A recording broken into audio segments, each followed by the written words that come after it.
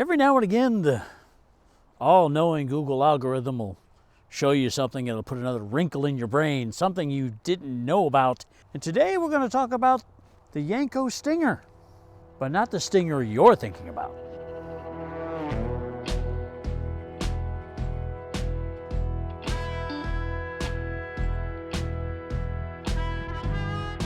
Welcome back. I am JR, here with Bruce, the LT1, also with the Dirty Daily back there, if you can see it.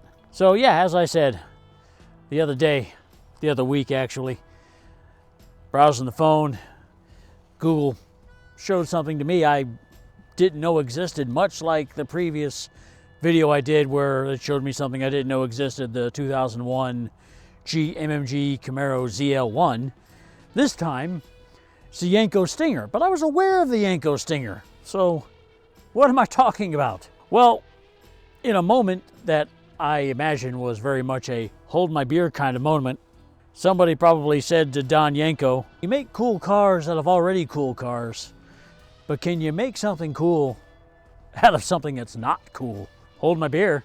And he built Chevy Vega Stinger. What? So why am I even bringing this up? Vega was, for all intents and purposes, and I would agree, a piece of shit. But I have a particular affinity for that piece of shit, as it was my first car. And it was the precursor to getting my first Camaro. I had a 73 Vega GT, and this is back in 1990.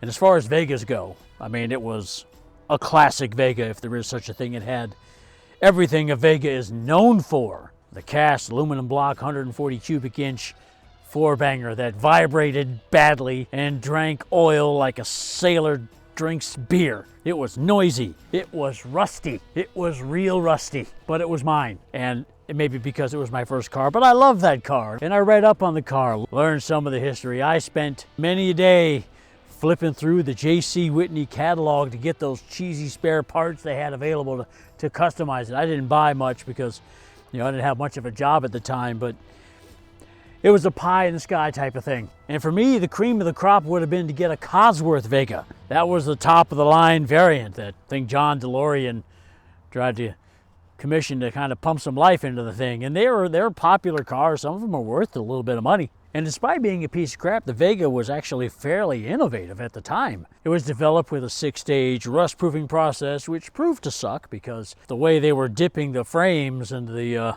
in the various stages of the process, there were air pockets that didn't get coated. So that's how the Vegas came known to be very rusty. I mean, mine rusted in all the standard places, particularly, or in the engine compartment where the battery sits. That whole front part of the frame right there, all rusted out. The bumper hangs. I had to tie mine up with some metal banding. God, those are good times. But then I read about the Yenko Vega, Don Yenko, the man that has given us some of the most memorable Camaros and Novas and Chevelles, the original Stinger, the 65 or 66 Corvair, and he built a Vega. Oh my God, this thing it's kind of fascinating. He envisioned putting turbo in these four-bangers back in 1971. So he had the Copo engine order for the special Vega engine that would have come with forged aluminum pistons to withstand the pressure of the turbocharger. And well, but then he found out there was a 50,000 mile certification test before the EPA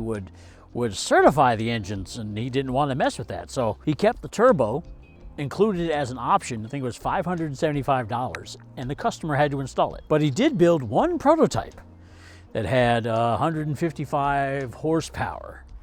And then ran the quarter mile in low 15s. Pretty good comparing to what the stock engine would do in a glacial, quote unquote, 19 seconds. And it got the other custom options that come with a Yenko car. It got special badging, there were special paint colors, spoilers in the front and the back, the aluminum Yenko valve cover, which is pretty cool looking. Traction bars actually were installed to help that wheel hop that Vega suffered from in hard braking. And I've been reading up on this thing, and I haven't been able to find out what the performance stats were for the Vega Stinger. I only found numbers for that turbo prototype. So if anybody has any of that information, please post it in a comment. I mean, I can't imagine it was particularly spectacular. If the turbo was 155 horsepower, Stock engine was about 90 to 110, depending on which option you got. I don't know what else he did to the engine. I can't find a lot of information on that.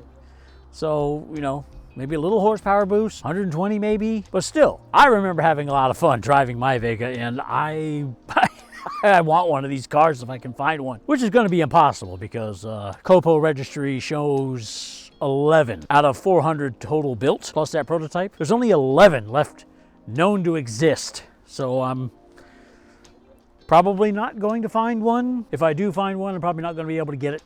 They probably cost an arm and a leg. But this was so cool to read about. I mean, they look cool. They really do. And I mean, the 71 to 73 Vegas had the front end that was kind of like the split bumper Camaro of the time. So it gave them a really cool look. There was some hype around the car. I mean, for those of you that put stock in things like Motor Trend's Car of the Year, guess what? In 71, the Vega was Motor Trend's Car of the Year. Car and Driver gave it, I don't know, whatever their top award is, 2 years running. I want to say 71 and 72. I could be wrong about that. So next time you're talking to somebody about a car that's a genuine piece of shit and you feel compelled to bring up, or you hear somebody bring up, oh, it was Motor Trend's Car of the Year, just remember the Vega was too. If you're one of those people for which the Vega holds a special place in your heart, please let me know in a comment. If you have any Vega stories, if you've driven a Vega, if you've seen a Vega Stinger, I want to know about it. And if you're stuck with me this long, thank you for this opportunity to earn your subscription. If you like the video, please hit that like button and subscribe if you want more content. But until next time, I'm JR, and I am out.